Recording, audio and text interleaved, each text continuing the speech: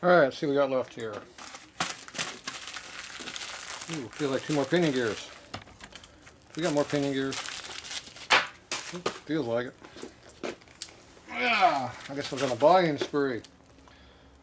April of 23.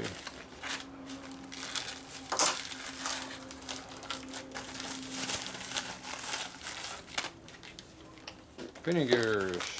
Ooh. Can't even read those numbers. Looks like a 1574 again. And what's this one? Same thing. This one's made in 87. This one's made in what, 3 of 79, I think it says on that. So this one's 8 to 77. This one's a red one. I don't know what that one is. So there you go. I got 2 more of them. A collection going. These are square cut ones. So there you go. These are Ironhead, 77 to 85. Last year of Ironhead. They're all the same. So I just went through the talking about the different lengths on this in the previous video. So there's more of them. There we go. A big bag of these. So genuine Harley. Good deal. Now I think the problem with these gears while I'm finding them is these numbers are not in the parts books.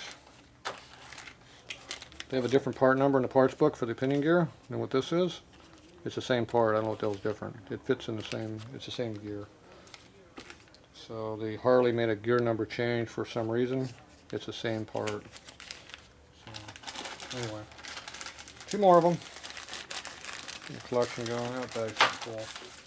We'll put them in this bag because there's more room.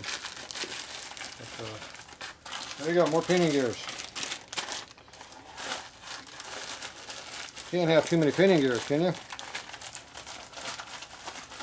Fit in here. Yeah, that's because there's junk in here. eBay purchase thank you information. So anyway, like I said, the gear number, I think that gear has a different number on it, so I have to look in the parts book to see what the real number is, but there you go. These ones are from Florida. There you go. Alright, that's it for that one.